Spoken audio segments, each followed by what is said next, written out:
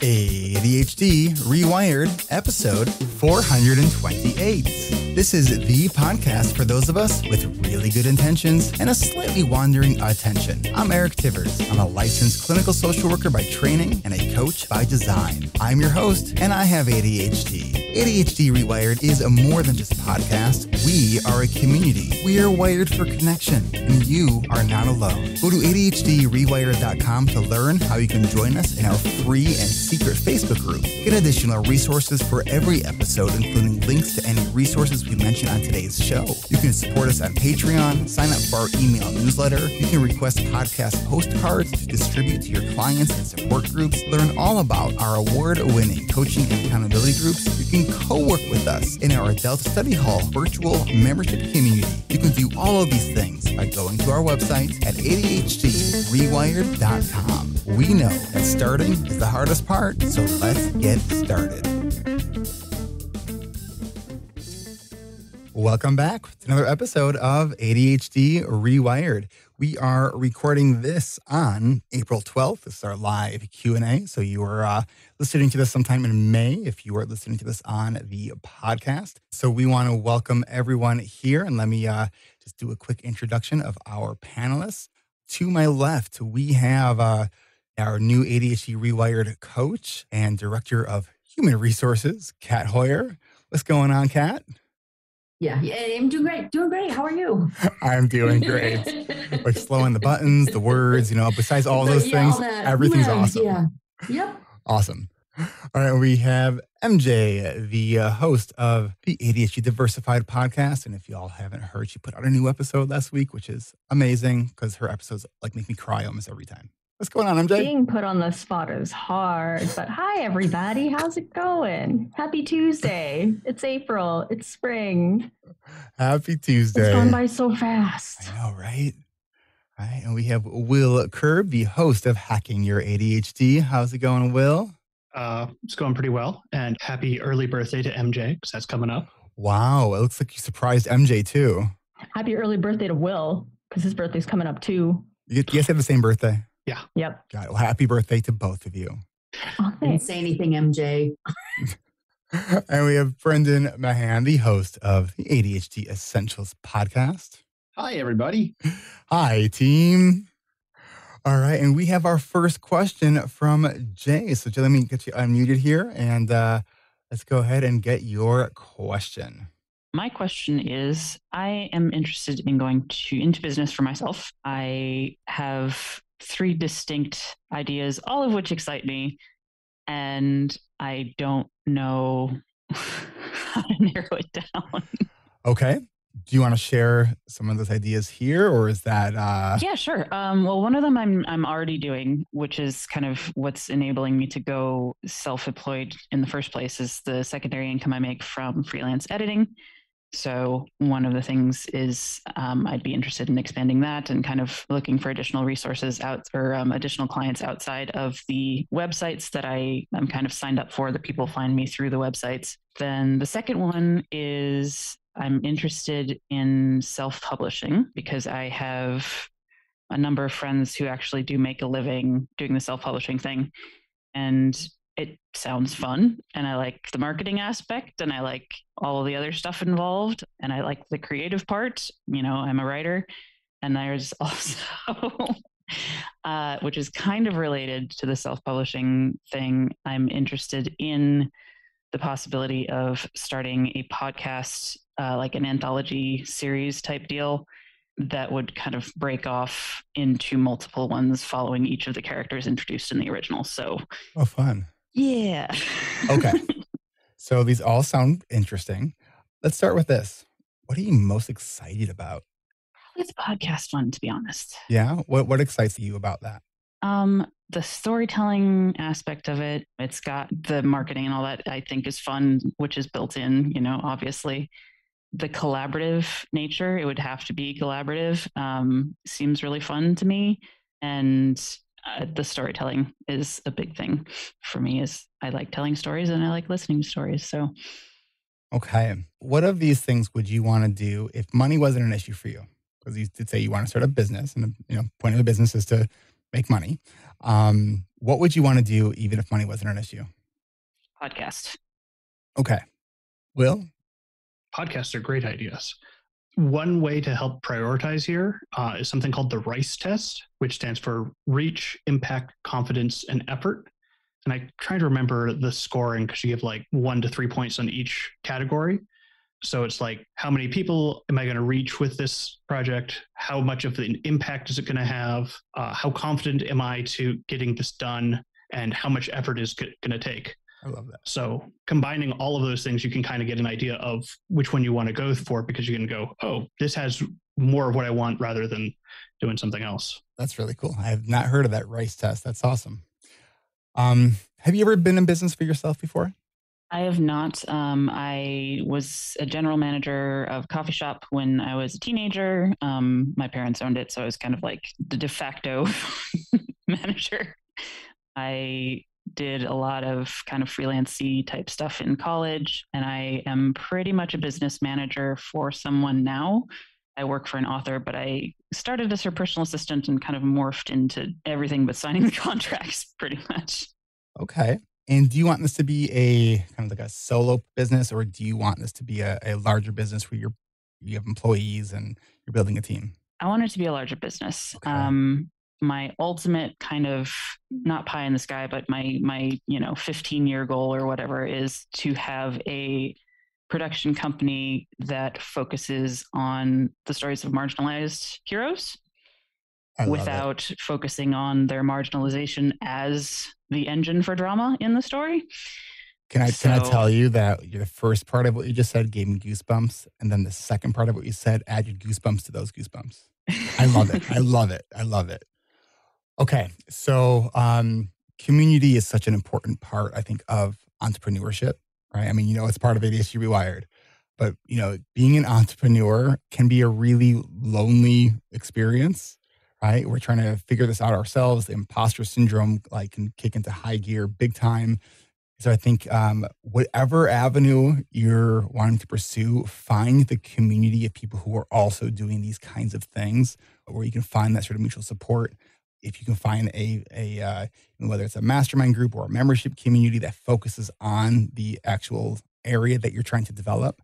I know for me, when I started stuff online, like when I started ADHD Rewired, I didn't really understand how Facebook worked. So keep that in mind, right? And now I have a whole, community on Facebook. And the only reason I went there was because the membership community moved from their own website to Facebook. I was like, well, I just paid a bunch of money to be part of this. I guess I'm going to learn Facebook now. So whatever it is, find that community. A weekly mastermind group can be really good. I mean, it's the excitement that I hear about your goal is, to me, it's exciting. And, and talk to people about it, bounce ideas off other people. Those are all really exciting things. If we want to look at what are you excited and passionate about, and what does the marketplace want? Like, what will people pay for those services? Kat? So when we're working in Cash, which is the Career Accelerator Adult Study Hall, there's a form that people fill out to kind of look at what they're best at. One of the questions on there is, what are you proudest of, and what do people compliment you on the most? And that's something that I think can kind of help you with that when you're looking at all of these things. But one of the other things I wonder is if you could kind of start backwards. So if you look at what you're, in some books, it's called the BHAG, the Big, Hairy, Audacious Goal. So that production company, I think that sounds incredible, and work backwards and kind of dream up what would help lead me there? Because it sounds like these things could play off of each other. The other thing that I always think about when people are talking about starting their own business, whatever it is that you start with almost always morphs into other things as you learn what you're doing and what the market wants and things like that. So just kind of understanding that it will probably morph into something different than what you start, and being open to that, I think is really important. But I think the focus group is awesome, and community is everything. Brendan? I'm going to be the cold water. 20% of all small businesses fail in the first year, 50% fail within the first 5. By the end of 10 years, only a third are left. So I would highly recommend that you figure out if you have the finances to survive while starting a small business, because if you don't, it's going to be a lot harder. And that doesn't mean you can't do it. It just might mean you have to save for a year or something so that you can start it when you do have the finances. But the nitty gritty details matter too, right? I'm not going to say that motivation and inspiration isn't important, but so too is the hard stuff. Someone has to be the cold water, and apparently it's that person today. I just make sure you know what your financials look like. Make sure you know how much money you need to make to navigate life moving forward for the next 6 months, the next year, whatever. Find someone that you can sit down with to set up a business plan and nail down as many of these details as you can, while being open to things changing, because they probably will. And know that podcasts don't make money. Podcasts help money. You make money somewhere else. It's content marketing. Yeah. So starting somewhere that's going to make money is probably more important than starting with a podcast, I'm guessing. Unless you have like a great nest egg, in which case, cool, start with a podcast, but figure out what the plan is to turn that podcast into money. If only I did. That's actually kind of one of the things that I was thinking about with the self-publishing, was because that it also is an investment. I'm also going to have to, pay copy editors and do the cover art and all that kind of thing. But it would potentially be a source of income that could then feed into the production of more audio stuff, which could have broader reach, which could, those are the two that I'm particularly torn between. Because I guess one is just really a means to the end, means of an end, means to the end. It's a means to the other one. Yeah. Yes. Yeah. From the financial standpoint and managing the business's money, there's a really good book that I would recommend, especially since you're just starting out, because I think it's way easier to start out doing this versus trying to change up as you're getting going. The book Profit First by Mike Michalowicz.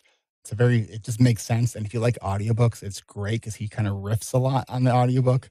I have no idea if he has ADHD, but the way he riffs, it sounds like he might. Total speculation. So it's a very engaging kind of book. So Profit First, because in a lot of businesses, people pay themselves last. And this idea kind of turns that idea on its head. And it's saying, pay yourself first. Otherwise, you don't really have a profitable business. All right. So I hope that was helpful for you, Jay. Yes. Thank you. And good luck. Keep us posted on that. That's really exciting. The entrepreneurial journey is not for the faint of heart, but I'll tell you what, it is exciting. Just be prepared for the roller coaster and enjoy the ride. All right, let's take another question. Who do we have next? There is a question from Kate. They recently listened to the 4 tendencies. The obliger tendency needs outside commitments and deadlines, which I need, but I fit better with another, the questioner. Have any of you read this, and how do you think think ADHD needing external accountability fits with this schema? I love this question. So it's a book by Gretchen Rubin. And, in her book, she says, I think that she's like, everyone either has one leading one and maybe one backup, like a secondary one, which I take issue with because I'm like, I relate to all of these. For me and for many of the people in our community, like, we know accountability is a huge, huge, huge part of how we get stuff done. And for me, like, I have to understand the why behind accountability, which is part of the questioning, right? So it's like, I think while we love to put these things in these neat categorical boxes, most of life doesn't actually work that way. So it's like, whatever makes sense for you, I think is fine. It's a way of thinking about things. It's a framework. But yeah, no, I definitely, I am a strong questioner. I'm definitely a strong rebel, but I also have obliger tendencies as well. So I don't know. But what do you guys think? What does everyone else think? We all read that book. I'll jump in because this is a book that I reference frequently, and I even go back frequently to look at how to help myself because I have rebel tendencies, which means that I rebel not only against what other people want me to do, but I rebel against what I tell myself I'm going to do. So I think with this, one of the best things about her book specifically is kind of what Eric was saying, where, you can look at what are the best ways to deal with those tendencies in you. So wherever you fit, look at that part of it. So if you fit in 2, look at both of those and see what you can use that will help you, manage yourself better, because there definitely are some things with obliger and questioner that I relate to, but I am a strong rebel.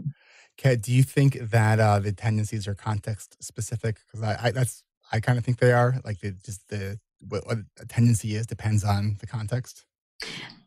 Yeah, but I also think that with most of those things, we do typically fall stronger in one category or another. But yeah, I mean, it would be somewhat context based. Well, I just also want to remind the word here is tendency, which means it's not very strict. It can be a lot of different things. Like, well, yeah, most of the time I do this, but yeah, other times I'll do this. And I've heard Gretchen Rubin talk about it. That's not, it's more of like a spectrum of things, and that, yeah, you can be part of one and part of another. This is just the basic area that where you're going to be the most often. all right. Let's go to Deborah. Yes. Hi. Hello, Deborah. I've been following you, Eric, and for a long time, because my son, who is 20, was almost 22, was formally diagnosed when he was 12. He's an only child. I had him when I was 40. Do the math. I will be 62. And I finally went to get a semi-formal diagnosis, meaning not all the testing, but just to see a psychiatrist, because I decided I want to try to take something. I mean, ever since COVID, and I've been working on my own, I have found that my time management has gone out the window. My overwhelm has increased exponentially, and I freeze. My background is I'm a designer and a stylist and in very creative things. And I've always had an umbrella, or more or less, there's been accountability by virtue of the fact that I wasn't working on my own. Even if I had been in a managerial role, I still was responsible to other people ultimately, and time frames and deadlines. And now I'm not. And I'm just keep shooting myself in the foot every day. And every day I just say, okay, well, some days I get things done. And, I'm on Clubhouse quite a bit. If you know what that app is, an all audio app, it's pretty incredible. I had a minute, like a couple months ago, where I was like, let's bring all of ADHD rewired onto Clubhouse. This is the new thing. And I don't think I've logged into that app in 2 months. It's the worst rabbit hole. I don't know. I am the queen of bright, shiny objects, starting out in design and fashion and style. It's like, oh, the metaverse, and fashion in the metaverse. Oh, and crypto and like psychological things. And there's always something I'm in that category of constantly doing and learning and not then moving forward. And I'm having a really hard time with it. Where do you have any external accountability? External, I don't have any external accountability. Okay. I should be a little bit more responsible because I don't have to completely support myself. I have some other sources of income. So it's not like, oh my God, the rent is due, I better buckle down. I just want to jump in on your comment about being more responsible, because I think that Kat had the same thought, because I think we both kind of did the sideways head to like, wait a minute. To me, when I hear that, I hear judgment. I hear self-judgment there's so much self-judgment. Right. And it's like when we're doing the best that we can and we're still kind of stuck and we're spinning our wheels and we know that we're not putting our attention on the right thing, but not really sure where to put it and how, that's not being irresponsible. That's like struggling with executive functions. Yeah. And the fact that you're coming here to ask this kind of question shows your responsibility. Okay, so maybe that's the wrong word. I will, sidebar, because everything's a sidebar, isn't it? The other day, my mother said to me, well, Deborah, maybe if you did one thing at a time. I'm like, are you freaking kidding me? I guess I never thought of that, right? Well, that's, so, well, I didn't know if you had thought about that before. Oh my God, there's a lot of judgment with my family. There's a lot of judgment, but, the self is the worst. Anyway, I'm just happy to hear anything you all have to say. It's great to just be in the room with you and feel the energy of support. And my son thinks it's hysterical, by the way. He's like, Mom, maybe you should just make a list. I'm like, oh, yeah. Brendan, go ahead. Listen to your son, make a list. I do that. But only write 3 things on it. Oh. That's it. Unless you need to brain dump, in which case go ahead and brain dump and write down all the things you feel like you need to do. Then pick 3. You're only allowed to do 3 a day. That's it. And one of them is not allowed to be learning. Okay. Do an experiment and just don't learn anything for like a month. And do stuff instead. This is a personal pet peeve of mine. It drives me up the wall when it usually happens to me with entrepreneurs, but not always. When I talk to someone who's like, well, I'm taking all these courses and learning all these things. And I'm like, cool, what are you doing? And they're like, I'm taking all these courses and learning all these things. And I'm like, but you're not doing anything. Like, you need to do something. So it's like intellectual perfectionism. It's just not useful, right? Like I've been watching so many videos on martial arts. I still don't have my black belt because I don't know how to throw a punch, right? Like, that's not how it works. I do know how to throw a punch. I throw a mean punch, but like, stop learning just as an experiment for a month. Don't learn anything. Oh God. And instead do stuff. That's exactly why I called it an experiment. Do it for a week. Yeah. I'll even cut down the amount of time. All right. I can do it for a week. Do it for a week. Part of it is, and Kat, you're absolutely, it's like the greatest form of procrastination. It's like virtuous procrastination. Well, I'm learning, I'm growing. Doesn't that account for something? But I'm also the person who is a very like hands-on, like, oh, if I can figure it out, I'll do it, instead of hiring someone else to chop videos, and move forward in something else. Well, why should I pay someone? I can figure it out. Let me figure it out. Just because you can doesn't mean you should. Yeah. All right, let's do this. Let's take a really quick break here for the podcast. And when we come back, we have some more questions. And we're also going to be joined by one of our new ADHD reWired coaches, Kristin Marts. So we'll be bringing her up to help us answer questions. So we will be right back. Support for this podcast comes from ADHD reWired's award-winning online coaching and accountability groups at coachingrewired.com. Our summer registration event is happening this week on Thursday, May 12th at 11 a.m. Pacific, 2 p.m. Eastern. Registration is by invitation only, so if you want to join us for our summer season of coaching and accountability groups, go now to coachingrewired.com and click on the teal button at the top of the page to get started. Before this group, I doubted my ability to grow. I came to the group out of hope, really struggling with who I was and what I wanted to do and feeling stuck. I think I was afraid at first. Especially with the opening, I was like, oh no, this sounds really scary. If I mess up, they're going to kick me out. I joined group because I think I'm one of the few people here that was diagnosed as a child, and I knew how to handle it as a kid, but I never matured and figured out how to handle ADHD as an adult and what it means to be an adult with ADHD. What I've accomplished in 10 weeks, I didn't do it alone. I did it with all of you. I did it with my A-team. It's one of the hardest things I've ever done. But it is the results so far. For me, I've been really positive in the sense that I do believe that I can live without fear. You realize that trying to find better tools isn't really just the only solution. It's finding a community, finding people, and finding support, and learning how to ask for help and learning how to give help better. I think that really helps make a difference. The thing that I learned was I have a place in this world. I've found a real home that I don't ever have to really leave. I just fully believe in the power of peer support. I think in order to heal from all the internalized shame and ableism and the trauma from growing up and not having known your ADHD or really understood it, being around other people who are going through the same thing and healing. And I love you all, so why can't I love myself? I felt such a connection with every single one of you and your stories, and I felt a little piece of myself in everything that you guys said. And it was at that moment, if I had any doubts before that moment, that there was a deep connection there and how much we care for and support each other. They just taught me to be compassionate with myself and to say, hey,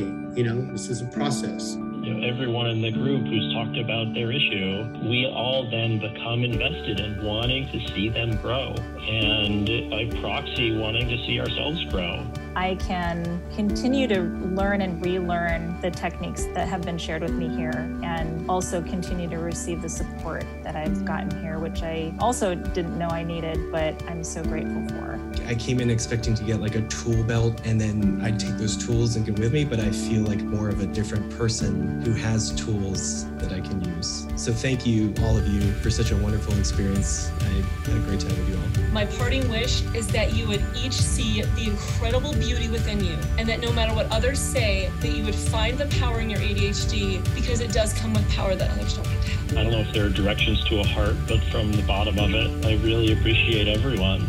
So thanks, everyone.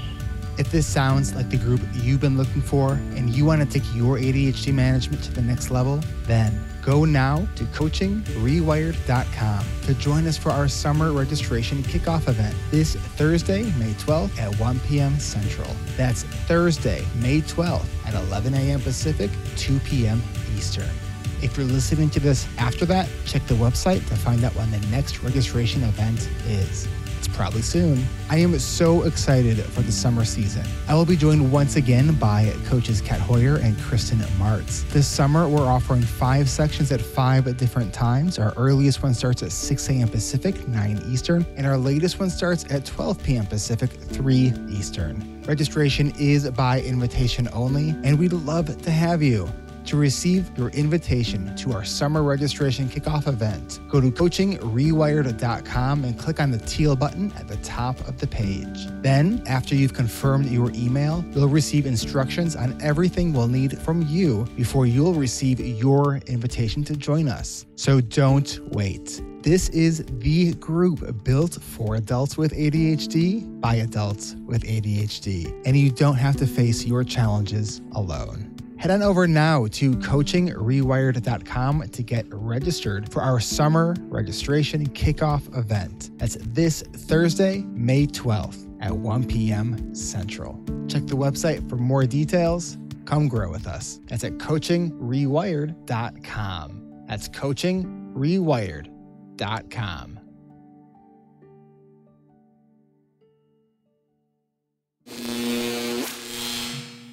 And we're back. All right, thank you. So in between the break, Brendan had to bounce, and we also welcomed Kristin Marts, our new ADHD Rewired coach. So I want to just really quickly introduce Kristin. Kristin is an ADHD Rewired alumni. She was a peer mentor admin with us for a couple seasons. She is a licensed clinical social worker and has a ton of experience in ADHD and autism. Kristin, anything else you want to say to introduce yourself? I'm so excited to get going. I love Star Trek for any Trekkies out there. So just adding that in. She's a dance instructor, and she's just that's true. She's very creative and energetic. So we're happy to have her. All right, John, what is your question? Let's get you unmuted here. Hi. My question is, I got my diagnosis pretty late-ish, around 23 or so, like a couple of years ago. I completed my education degree and rapidly figured out that that was not exactly what I wanted to do for longer periods of time. And as I got to learn more and more about being part of the community, I was wondering what I could do to be more involved. And I was also considering, I have no idea where to start, but I would love to either do coaching, other kinds of anything to be more involved. Okay. So can you just clarify more involved in what aspect? You know how they say, if you're kind of stuck career-wise, think about what you wanted to do as a kid. And like my thing that I wanted to do as a kid was build robots. And obviously that's not really, well, one of the things that I also wanted to do was to be a therapist, psychiatrist, anything in that kind of realm. But the more I learn any number of possible roads, it's like information overload and kind of like decision paralysis. So I have no idea which one of the 3 or 4 different branching paths I would want to end up going down. And I was just wondering where a good place to start, kind of nudging myself in the right direction would be. And I just really wish we had someone whose background was like with HR and helping people with job related decisions. Oh, we do actually. Kat Hoyer, everybody. Kat Hoyer. Yeah.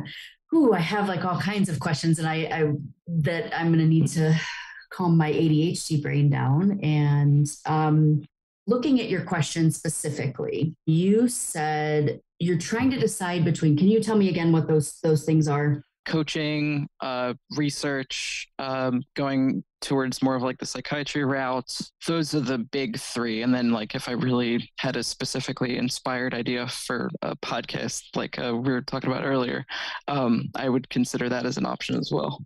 if money wasn't an object, what would you do? I don't know. The thing that I loved when I was a teacher was like helping kids who had IEP or 504 plans just like succeed in the classroom. Like I could teach a lesson that was like structurally sound, but like I could have anywhere between 5 or 6 kids like totally missing the scope of the lesson. But like when I saw that like aha moment, or like helping a student to like figure out how to like navigate themselves in the classroom, that always was so rewarding for me. So like honestly, if the money weren't an option, I think coaching would probably be one of the best routes for me to go down. But I mean, I'm still open to exploring a whole lot of things. And I always like to say, no, like for the most part, no decision is final. So, you can go down one path and potentially go another way. But I would think about that. If that's what's really rewarding to you, what does that look like, turning that into something that is, could be something that you make a living off of.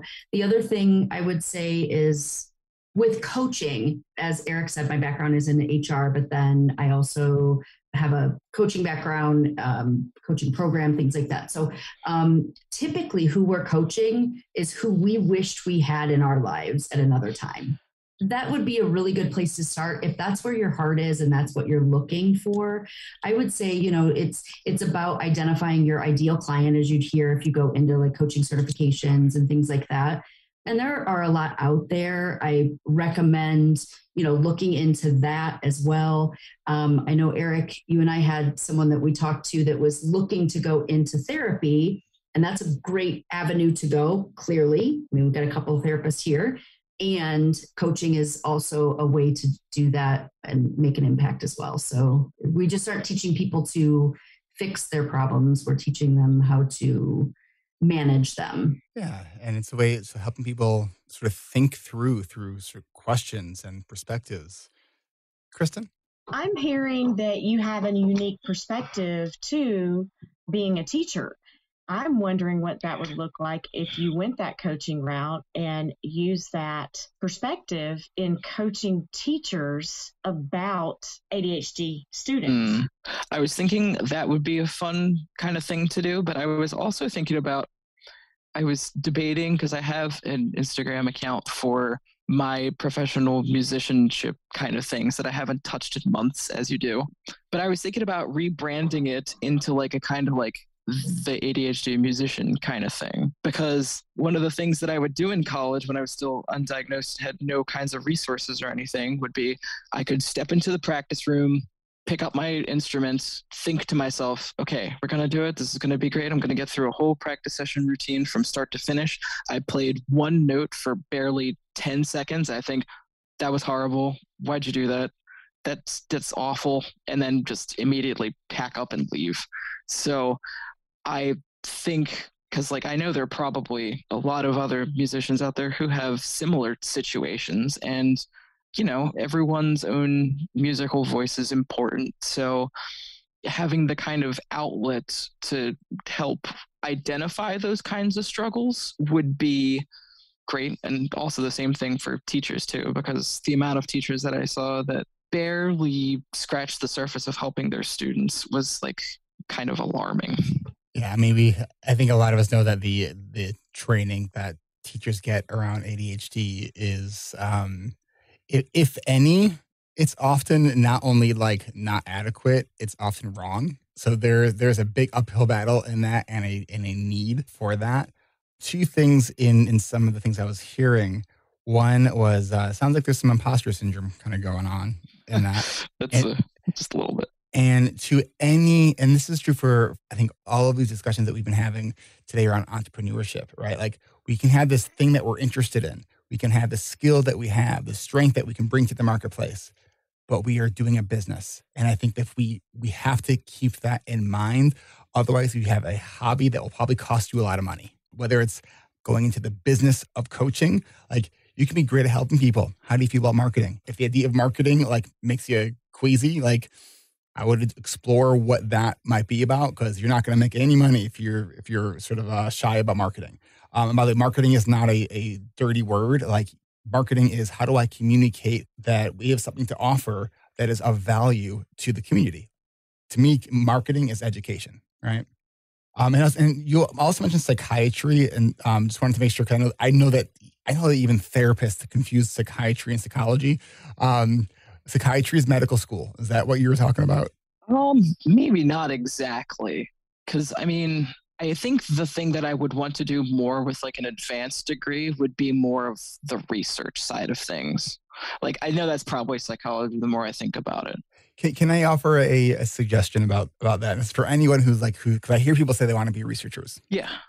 I think there is a difference between being a professional researcher and someone who enjoys learning things, right? And I think it's really important to understand, like, what does a professional researcher actually do?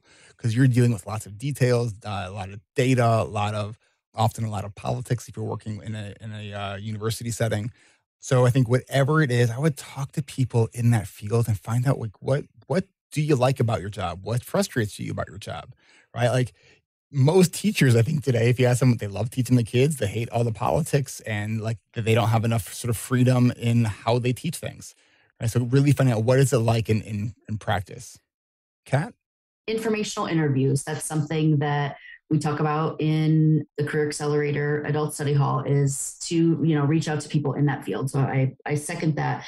The other thing with the imposter syndrome, one of the things I encourage people to do is write down your comeback story. What would that look like? And spend time actually writing that down. That can really help you with that. But it's a business, and I have my own, and marketing is not my forte, and I went where I'm strongest. Awesome. Okay.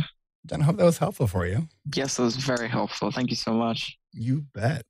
All right. Let's jump in and take one more quick break. And when we come back, we got some more questions that we are going to answer. So we will be right back. If you like ADHD Rewired and want to stay up to date with our show notes and weekly episodes, and subscribe to ADHD Rewired by going to adhdrewired.com/podcast, or by hitting the subscribe or follow button in your favorite podcast player. And if you love the show, don't forget to leave a rating and review on Apple Podcasts or your favorite podcast player if the app allows reviews. While you're there, check out all of our other shows that we have on the ADHD Rewired Podcast Network by going to adhdrewired.com/podcast network. We have ADHD Essentials with Brendan Mahan, Hacking Your ADHD with Will Curb, and ADHD Diversified with MJ Siemens. Did you know that you can join me and the rest of the ADHD Rewired team every second Tuesday of the month for our live Q&A?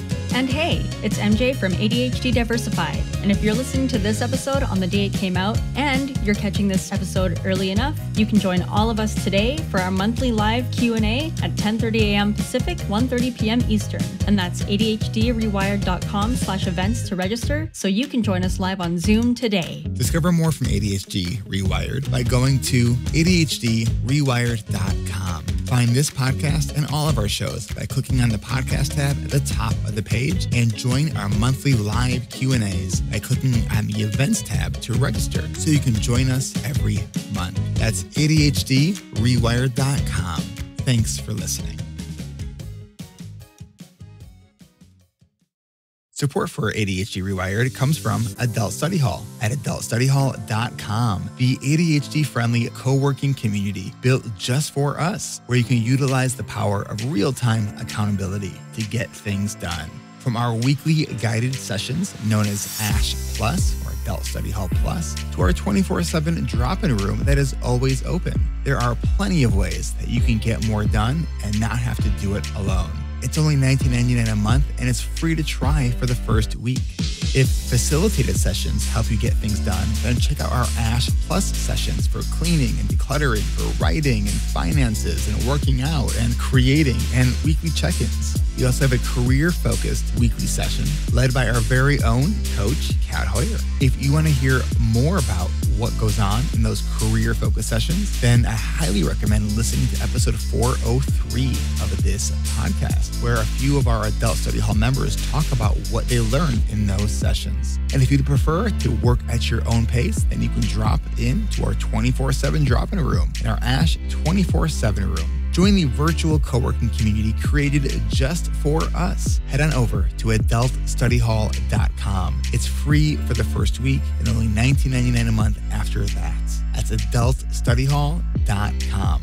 One more time, adultstudyhall.com. Come work with us. We'll see you there.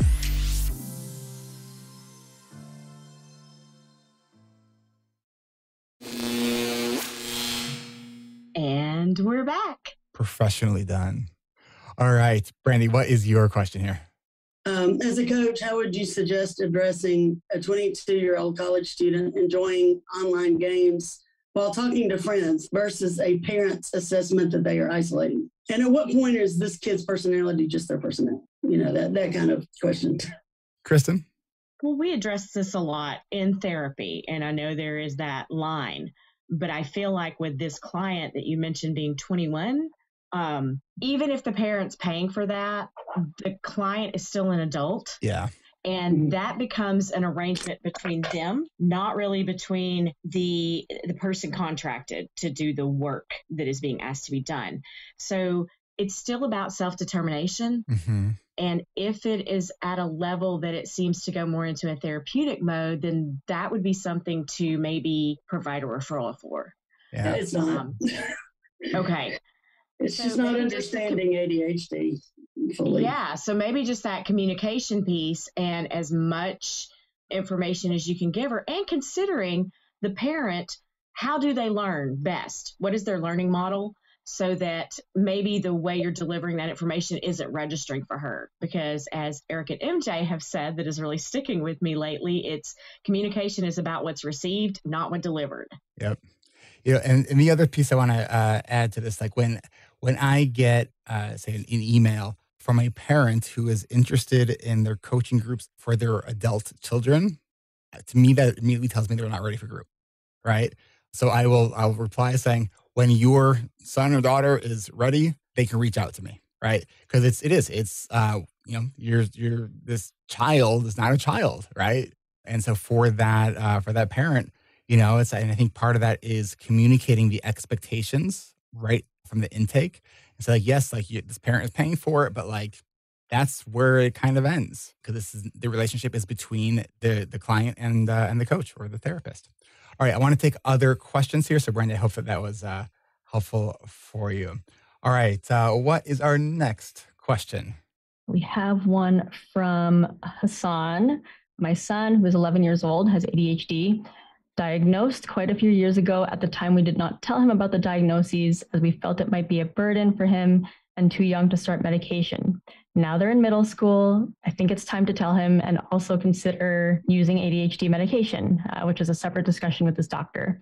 Would love some advice on how to bring this up and discuss it with him. And I am also a parent with ADHD. All right. And we got Hassan here as well. So, all right. When I did my clinical work, when I was a therapist, this was actually one of my very favorite things to do, is having that sort of discussion about what it means to have a differently wired brain. Right. And so we would start out by, I would get a big butcher block paper, and we would, everyone in the family would actually write down their strengths. And then we have another piece that we have our challenges. Then we have one where we say their quirks, which is sort of that middle ground that's somewhere between strengths and challenges, depending on the perspective. Right. And then we sort of talk about this idea of science is based on the categories of commonly observed features. So this is true for behavioral sciences as well. So people who have these features of distractibility, impulsivity, hyperactivity, this is what behavioral scientists refer to as ADHD. And you share that you have ADHD, and you say it is something that means your brain is wired differently. It is a good news diagnosis because there is so much that we actually know about it, and there's so much that things that we can do to make it less impairing and leverage it in a way that works for us. Obviously, don't sugarcoat it by saying, the whole notion of ADHD is our superpower. I think it's toxic positivity, and I just don't buy into that, right? Are there strengths that we have because of ADHD? Yeah, sure. I can go along with that. But is it our superpower? I don't know. So I think it's being really honest, saying there are challenges that come along with it. There are strengths that come along with it. Part of navigating life with a differently wired brain is to develop as much self-awareness as we can, and knowing that you're going to work together.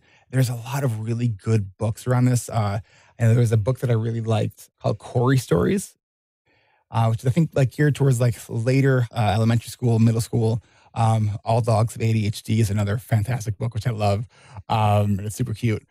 So there are a lot of resources out there as well. Will? Yeah, I was just going to caution with the books too. Like the ones that Eric mentioned are great, but there's a ton out there and some of them are not great. So my daughter has ADHD, and so we've gotten, kids books for her to help explain. And some of them we bought them, then we read through them and we're like, well, we're not going to give this to her because this is terrible messaging. So it's just important to like review the material before you pass it on. Good call. Hassan, what else? What other questions do you have about this? I guess one concern I have is not sure how to say this properly, but like we want to avoid that he just uses this as an umbrella, excuse for everything. Obviously, there's times where he's going to get in trouble, and a lot of them are ADHD related.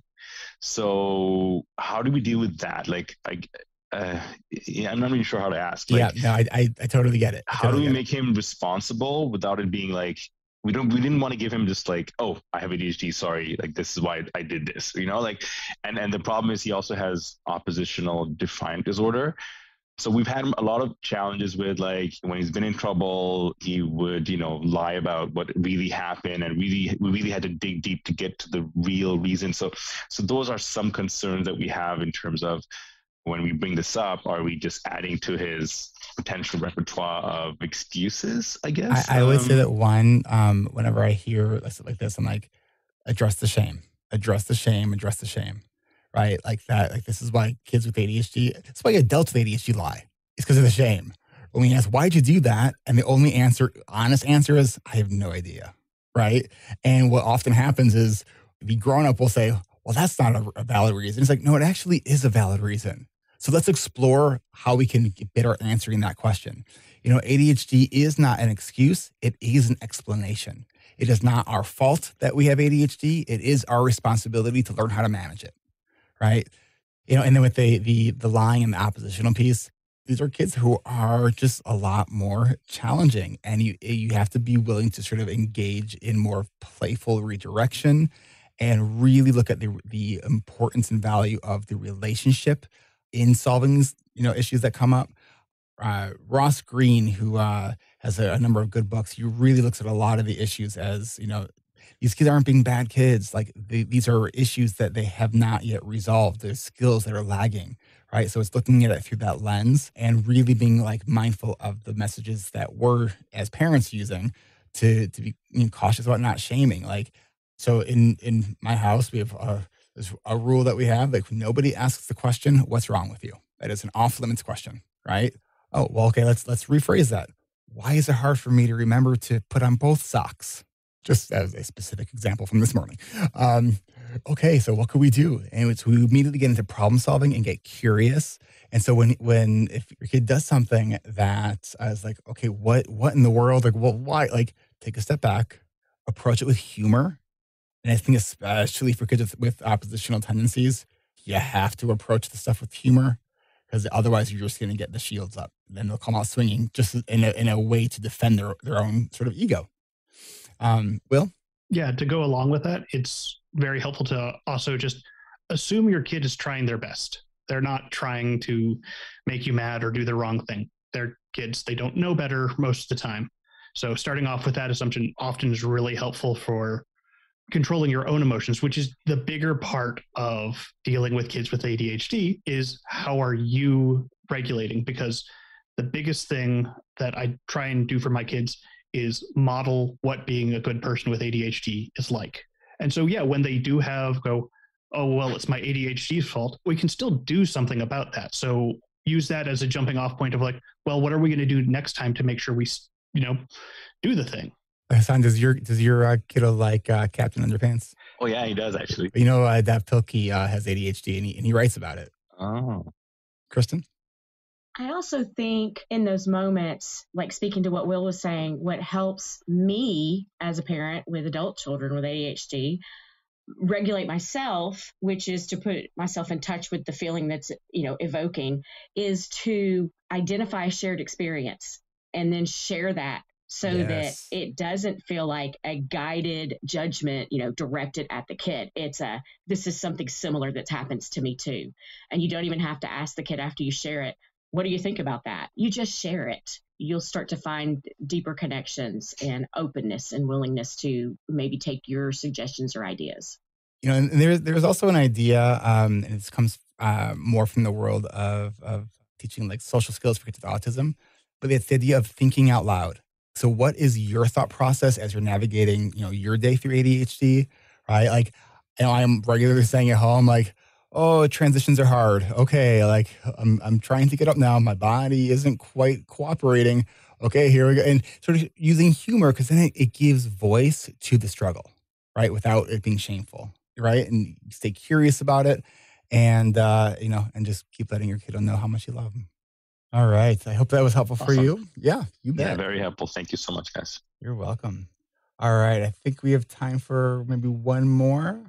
So this one is from Tanisha. My son, who is 15, has ADHD, has not done well this year in school, failed geometry, chemistry, and is in danger of repeating the 10th grade, partly due to IEP supports not being met.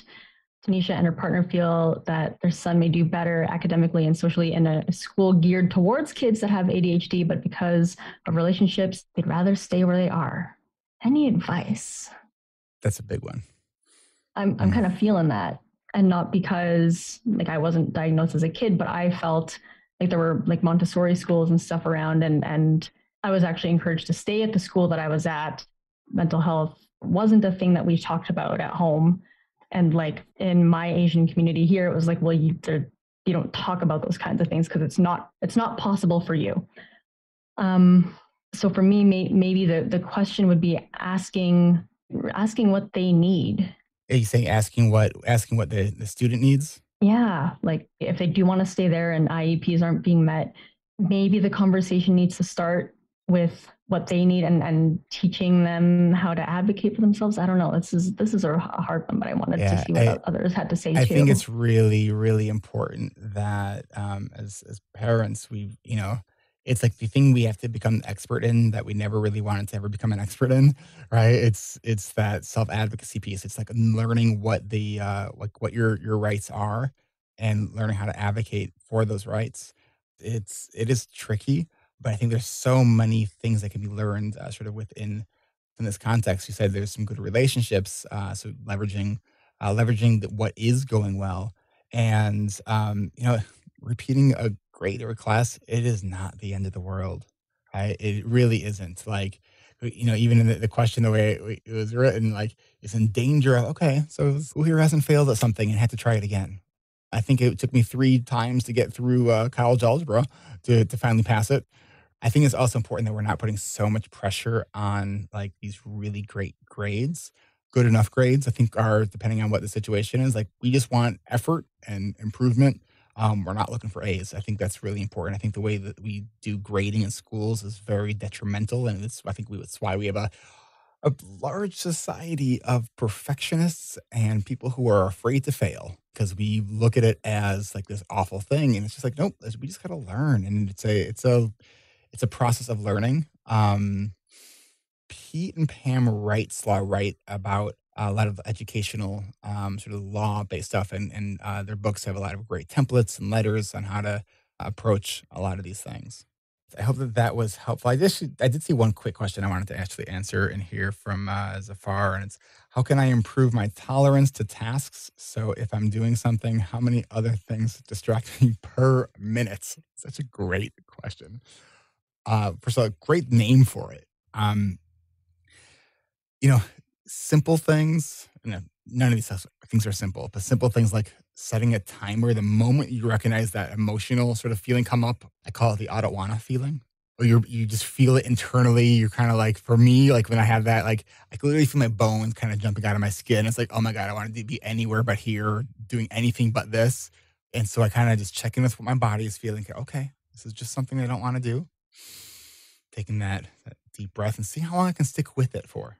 Seeing if I need a break, seeing if I need water, or like what does my actual neurobiology need, right? Like if it's a really hard, challenging task and maybe I didn't get a good night's sleep the next night. If it's not urgent, I'm going to see if I can reprioritize self-care and then focus on doing that task the following day when my brain is going to cooperate with me better. And, with the distraction thing, it's think about doing math, subtraction. What is in your field of vision? What notifications are turned on? Subtract as many of those things that have the possibility to distract you as possible. Turn notifications off.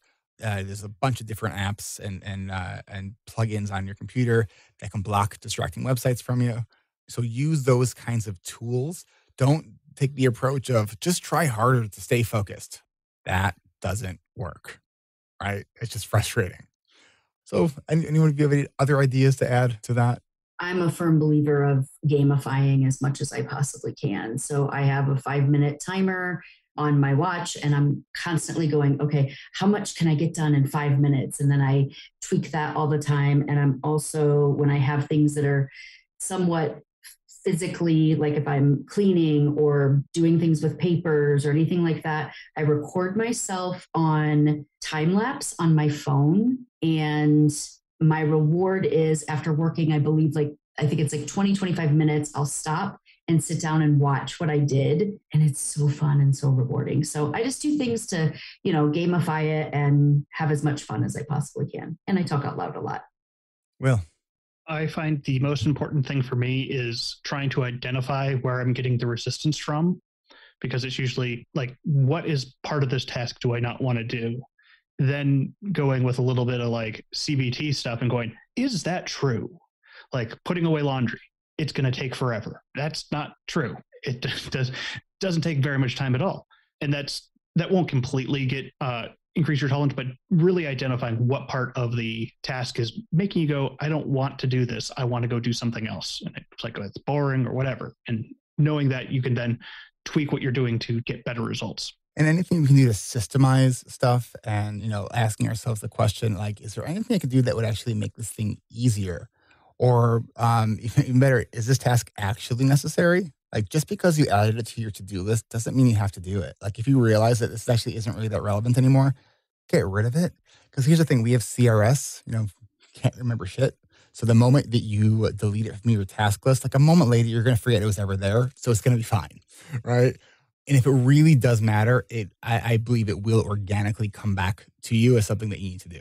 So it's can be mindful of our environment, because I do think a huge chunk of ADHD management is all about environmental modification, making our environment conducive to cue our brain and to not distract us. And then it's, all the other sort of bags of tricks, right? The focusing question from the book, The One Thing, which we love in our coaching groups, right? So what's the one thing you can do such by doing it would make everything else easier or unnecessary? So you apply that question to the task at hand. Also, accountability is huge. Like for tasks that I do not want to do, but know I need to get done, I don't do that alone. Like I, at the very least, tell somebody else that I have this thing I need to do. So speaking of things we need to do, we need to wrap up this episode. So we are going to call on our resident dad joke extraordinaire, Mr. Will Curb, to close it out for us. What's our moment of dad? Well, the other day I saw my friend sweep a woman off her feet, and that guy's just a really aggressive janitor. Wow. Wow. Wow. You nailed it. I don't think Kristen's so bad. Be okay. It's so bad that it's so good. I love it. I'm kind of a mom of dad jokes. I think they're all hilarious. So fair. I love it. It's Will, this is one of my favorite parts of this Q&A is your moment of dad and of your podcast.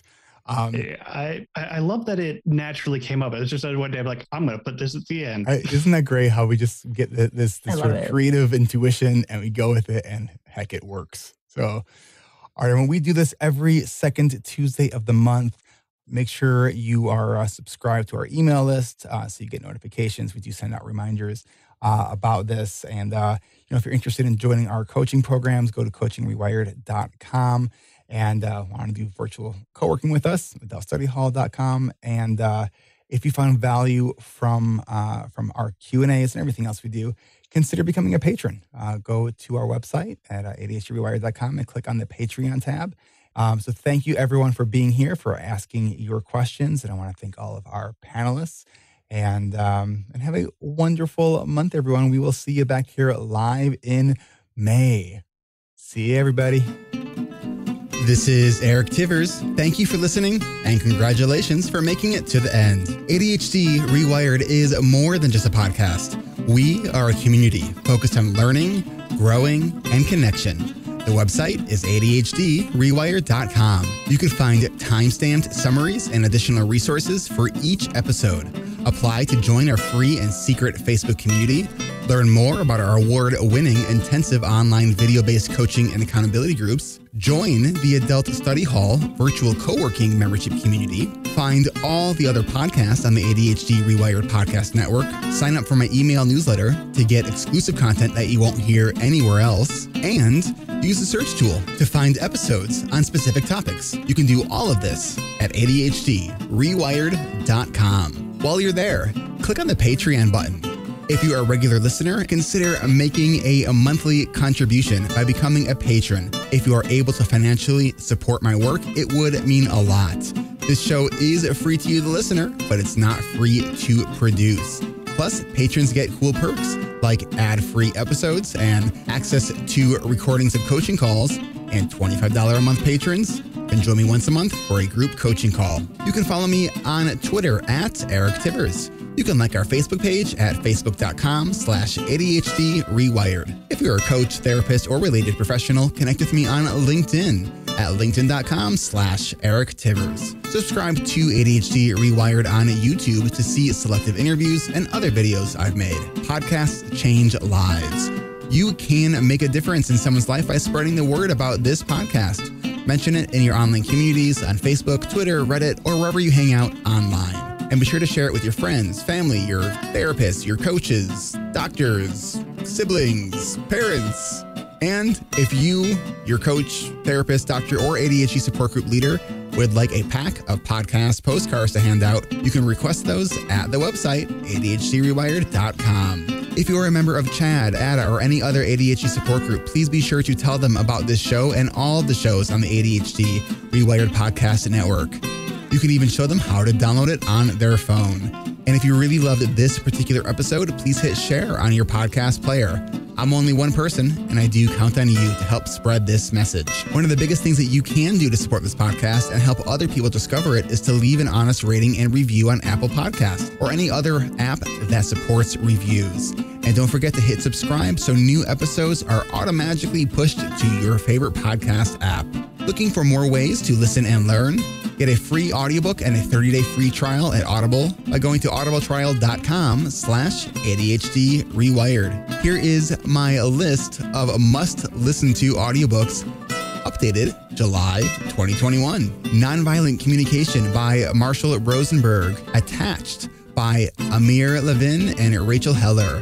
Atomic Habits by James Clear. The 5 Dysfunctions of a Team by Patrick Lencioni. Crucial Conversations by Carrie Patterson. The Coaching Habit by Michael Stainer. The Body Keeps Score by Bessel van der Kolk. Rest by Alex Sujong Kim Pang. The 5-Second Rule by Mel Robbins. Make It Stick. The Science of Successful Learning by Peter Brown. The Productivity Project by Chris Bailey. Meditation for Fidgety Skeptics by Dan Harris. Change Your Questions, Change Your Life by Marilee G. Adams. I always recommend to my coaches and admin that they read that book. The One Thing by Gary Keller, a required reading for all of our coaching group members. Procrastinate on Purpose by Rory Baden. The 4 Tendencies by Gretchen Rubin. The Art of Asking by Amanda Palmer. And if you're looking for something a little bit more magical, I have fallen in love with the Harry Potter series, and the narrator, Jim Dale, is amazing. And of course, if you haven't yet boarded the Brene Brown bus, all of her stuff is great, starting with Gifts of Imperfection, Daring Greatly, Rising Strong, and The Power of Vulnerability. And if you're an entrepreneur or leader, be sure to check out her book, Dare to Lead. Do you have something that you would like to share? Click on the podcast tab at ADHD Rewired. Click the button to be a guest at the top of the page and schedule a 15-minute interview. This is Eric Tivers, reminding you to keep learning, growing, and connecting. Self-care is not selfish. No matter what you get done or don't get done, you are still enough. And no matter how hard it feels, we can do hard things. And we don't need to do them in the hardest way possible. Thanks for listening. I'll catch you next week.